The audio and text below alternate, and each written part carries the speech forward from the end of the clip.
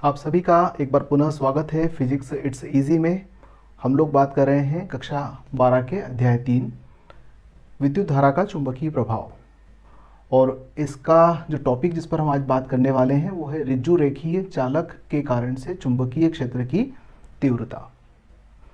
ऋजु रेखीय से तात्पर्य है एक सीधा स्ट्रेट वायर, एक धारावाही चालक है, विद्युत धारा प्रवाहित हो रही है और वो स्ट्रेट है, बिल्कुल सीधा। यहाँ देखिएगा आप कि इस चित्र में हमने एक ऋजु रेखीय चालक बताया गया है। इस ऋजु रेखीय चालक के अंदर I विद्युत धारा प्रवाहित हो रही है और इस चालक के समीप एक बिंदु P स्थित है। यहाँ पर ये बिंदु P स्थित है और इस बिंदु पर हम चुंबकीय क्षेत्र की तीव्रता का मान ज्ञात करना चाहते हैं। तो आइए कुछ बात मान लेते हैं। माना कि P बिंदु चालक से लंबवत दूरी A पर स्थित है, तो ये वाली जो दूरी है यह लंबवत दूरी है, स्मॉल a से प्रकट की गई है और ये बिंदु O है। हमने इस चालक पर एक सूक्ष्म खंड जिसकी लंबाई dl है AB की कल्पना की। तो एक सूक्ष्म खंड लेते हैं AB जिसकी लंबाई dl है। इस सूक्ष्म खंड से P की दूरी को स्मॉल r से प्रकट करते हैं। तो स्मॉल r ये वाली दूरी है, सूक्ष्म खंड से P की दूरी है।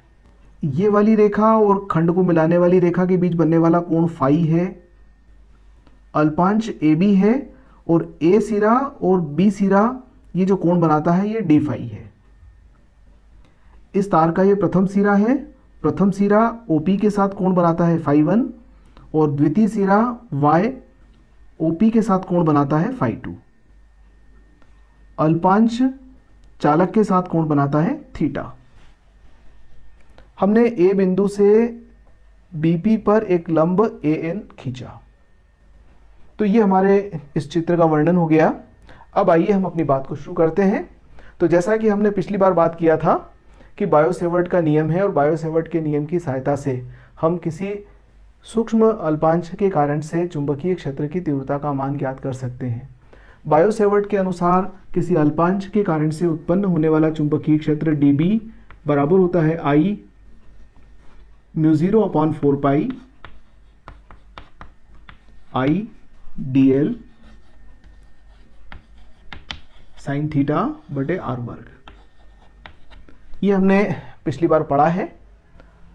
I विद्युत धारा है, dl अल्पांश की लंबाई है, थीटा ये वाला कोण है जो अल्पांश मिलाने वाली रेखा के साथ बनाता है और r दूरी है अल्पांश की जिस बिंदु पर हम तीव्रता का मान ज्ञात करना चाहते हैं।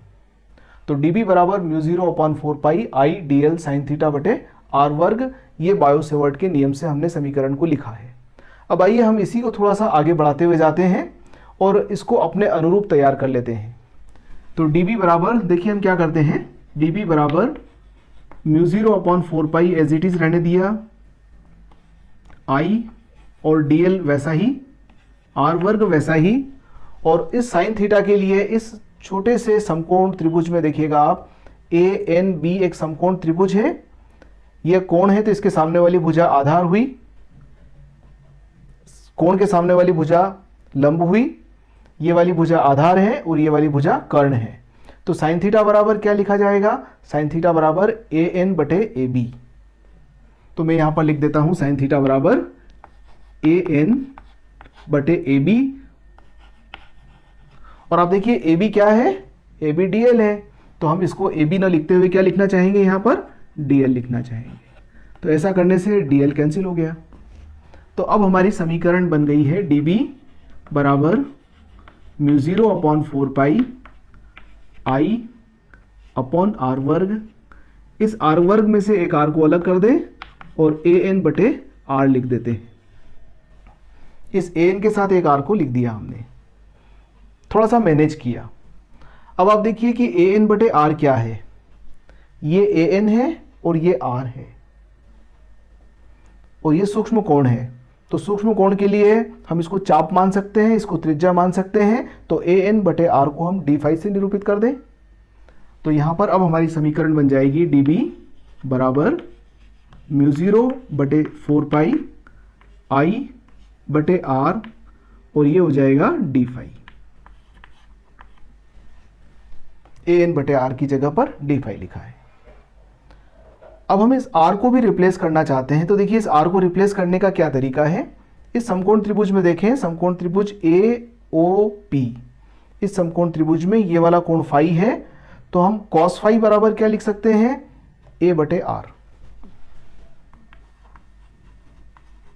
कॉस फाई का मान ए बटे आर लिखा जा सकता है, यानी कि 1/r बराबर क्या हो जाएगा, 1/r बराबर कॉस फाई बटे ए। अब आप इस 1/r को कॉस फाई बटे ए से रिप्लेस कर दें तो हमारी समीकरण बन जाएगी dB बराबर μ0/4 पाई I cos phi D phi बटे ए।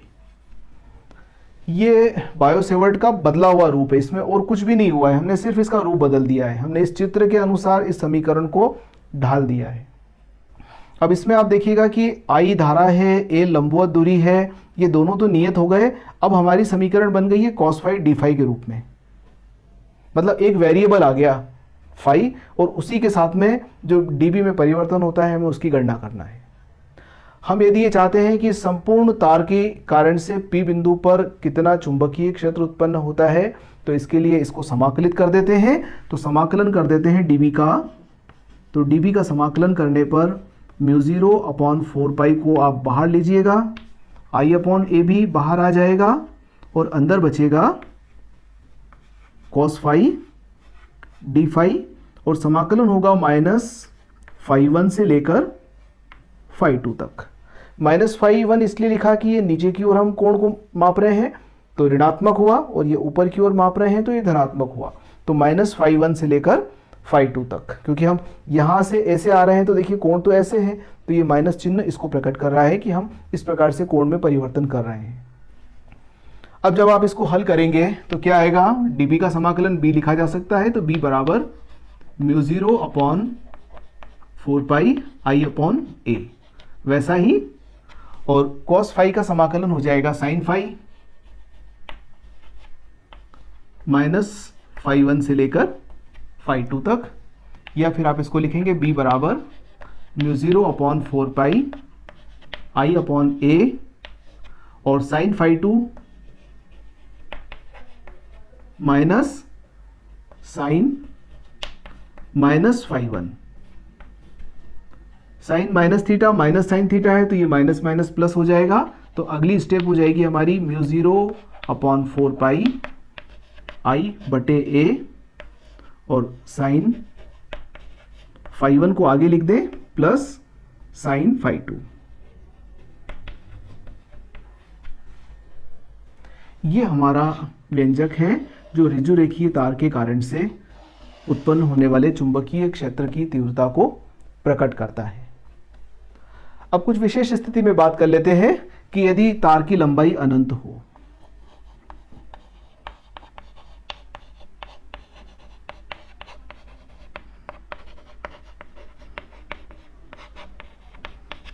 तो उस स्थिति में क्या होगा, आप देखिएगा कि नीचे भी लंबाई बढ़ती जाएगी तो φ1 का मान बढ़ता जाएगा, और अनंत के लिए φ1 का मान 90 हो जाएगा।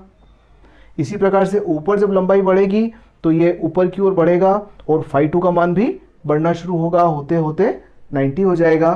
तो अनंत होने की स्थिति में आप लिखेंगे कि φ1 90 को अप्रोच करेगा और हमारा φ2 भी 90 को अप्रोच करेगा, 90 हो जाएंगे। तो साइन 90 प्लस साइन 90 यानी कि b का मान क्या प्राप्त होगा, μ0/4 पाई I/a, और साइन 90 का मान 1 धन 1 यानी कि 2, तो b बराबर आ जाएगा μ0/4 पाई ट्वाइस I/a।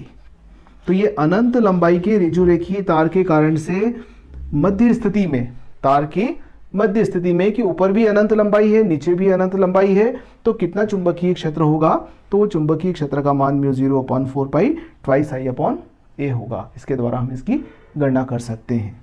तो कि यदि ये बिंदु सिरे पर स्थित हो और एक और लंबाई अनंत हो, P बिंदु अभी हम कह रहे हैं कि मध्य में स्थित है, अनंत लंबाई है, तो ये आएगा। और यदि यह सिरे पर स्थित हो, P एक सिरे पर हो,